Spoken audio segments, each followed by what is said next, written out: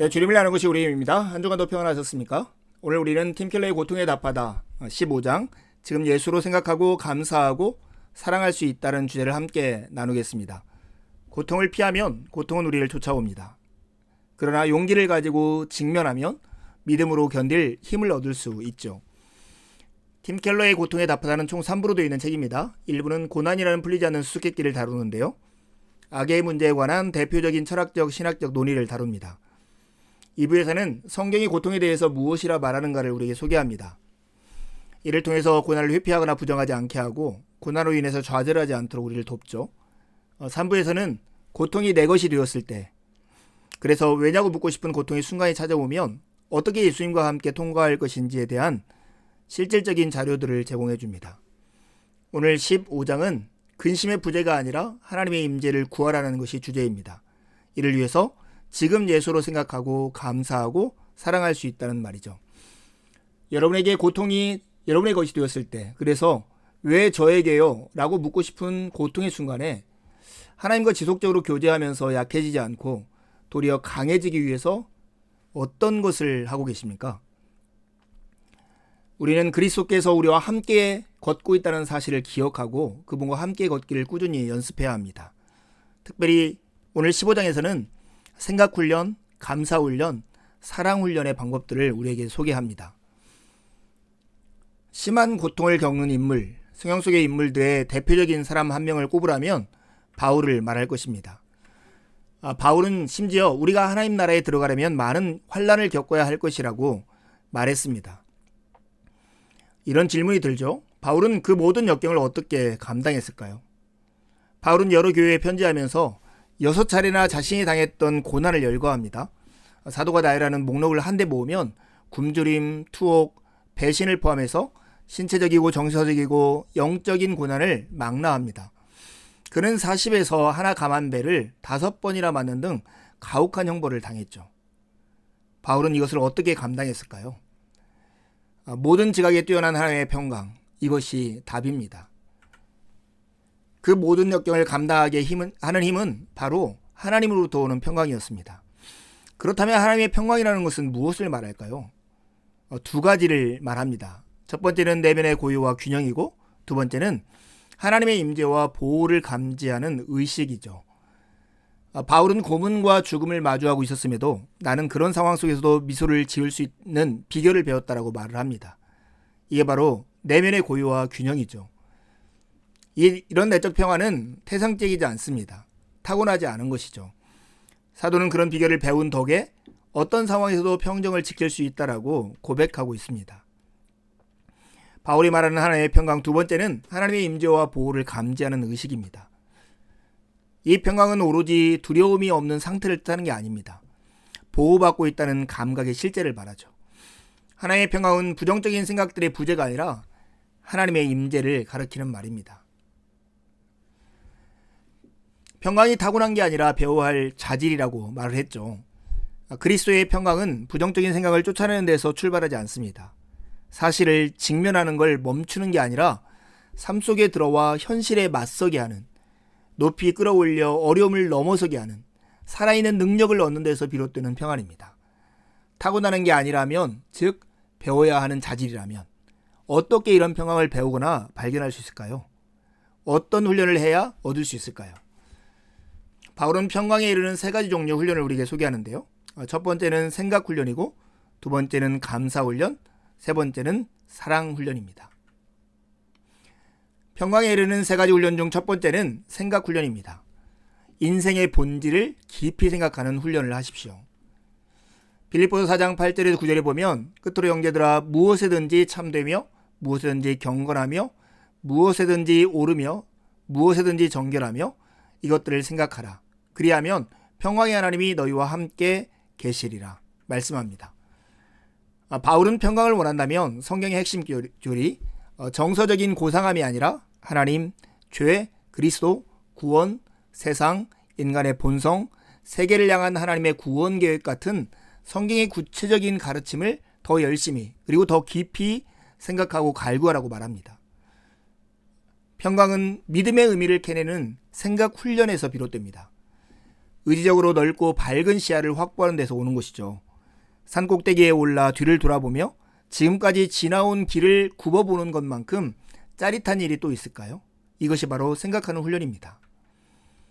평강에 이르는 세 가지 훈련 중 두 번째는 감사 훈련이에요. 미리 감사하며 소원을 아뢰는 훈련을 하십시오.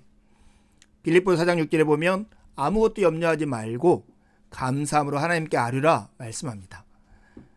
바울은 인류 역사와 개인의 삶을 다스리시는 주님의 권세를 믿고 의지하라고 요청합니다. 주권자는 하나님이시니 그분을 신뢰하고 따라야 합니다. 하지만 바울은 한 걸음 더 깊이 들어가죠. 하나님이 주권자이시니 그분께 감사해야 한다는 것입니다. 무언가를 부탁드리는 상황에서도 앞질러 감사해야 한다고 말합니다.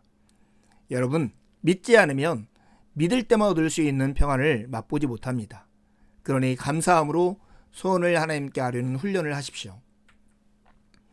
평강에 이르는 세 가지 훈련 중 세 번째는 사랑 훈련입니다. 사랑의 우선순위를 올바로 세우는 훈련을 하라는 것이죠. 빌립보서 4장 8절을 세 번역으로 읽으면 이렇습니다.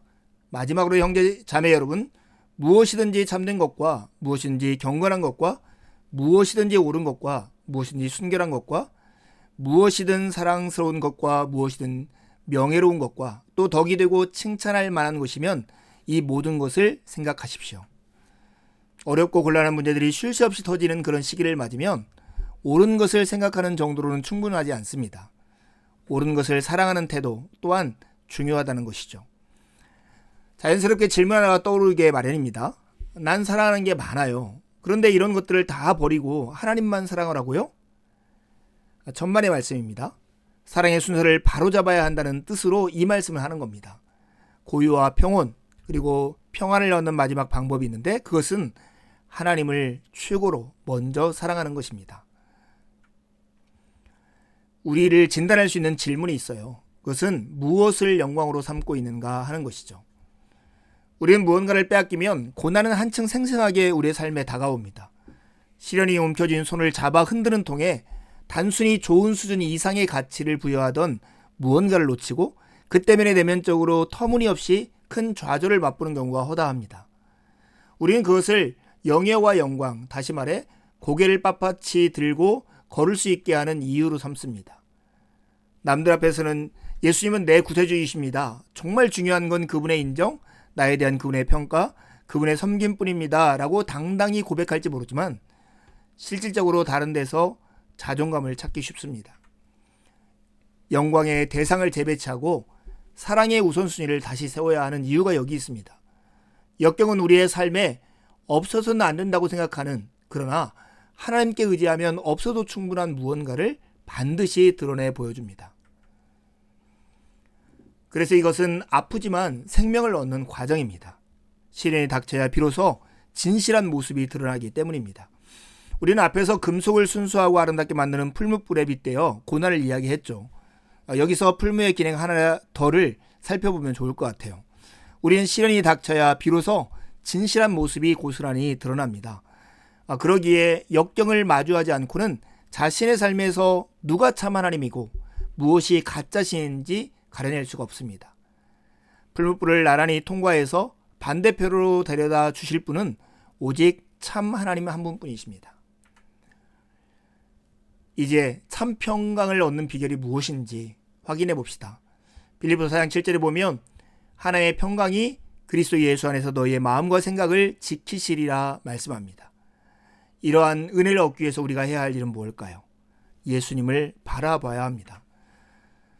어떻게 하면 하나님을 더 절실하게 사랑할 수 있을까? 그리스도가 어떤 분이시고 무슨 일을 해 주셨는지를 바라봐야 합니다. 요동치 않는 사랑에 이르고 평강을 찾으려면 그분의 인격과 사역을 통상적으로 훑어보는 수준이 아니라 구체적으로 살피는 노력이 필요합니다. 자신을 위해 예수님이 어떤 일들을 하셨는지를 묵상해 보십시오.